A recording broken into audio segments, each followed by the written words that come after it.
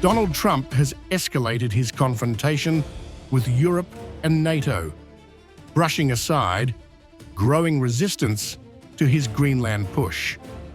Speaking as European leaders' close ranks, Trump mocked Allied concerns and claimed the military alliance itself survives because of him. You know, I've done more for NATO than anybody else. I don't think you'd have NATO right now. I got them to go 5% and pay as opposed to 2% and not pay. I've done more than any other American president for NATO by far. And we'll see how that goes, but Greenland is very important. From Strasbourg, the European Parliament responded with an unusually blunt show of unity. EU lawmakers rejected both Trump's Greenland claim and his pressure tactics, warning that economic threats will only destabilize Arctic security. The measures threatened over the weekend by the United States administration will not help improve security in the Arctic. In fact, they risk the opposite. Greenland and Denmark have both made clear that Greenland is not for sale and that their sovereignty and territorial integrity needs to be respected. That fact will not change. Trump, however, doubled down.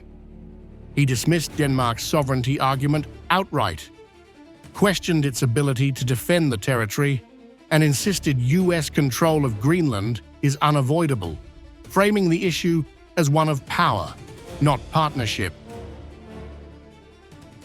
Well, I don't think they're going to push back too much. Look, we have to have it. They have to have this done. They can protect it. Denmark, they're wonderful people. And I know the leaders, they're very good people, but they don't even go there. And, you know, because the boat went there 500 years ago and then left, that doesn't give you title to property. In Berlin, Germany's Chancellor Friedrich Merz drew a clear red line. He warned that Trump's tariff threats over Greenland risk triggering escalation and damaging the transatlantic alliance, even as Europe seeks to avoid a trade war. There is broad consensus among Europeans that further threats of tariffs will weaken rather than strengthen transatlantic relations. They also carry the risk of escalation.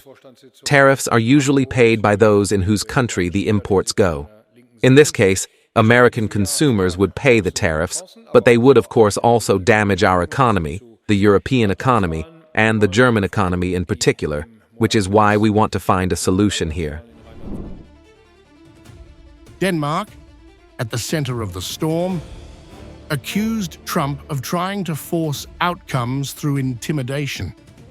Foreign Minister Lars Løkke Rasmussen said pressure will never deliver American objectives, and warned that Greenland is about people, not transactions. You have a desire, you have a vision, you have a request, but you will never be able to achieve that by putting pressure on us.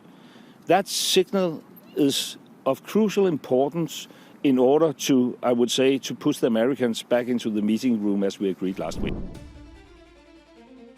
The confrontation now lays bare a deeper rupture inside NATO.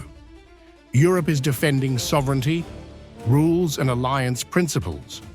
Trump is asserting leverage, inevitability, and dominance.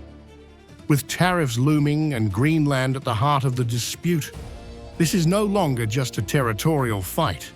It is a battle over who sets the rules inside the Western alliance.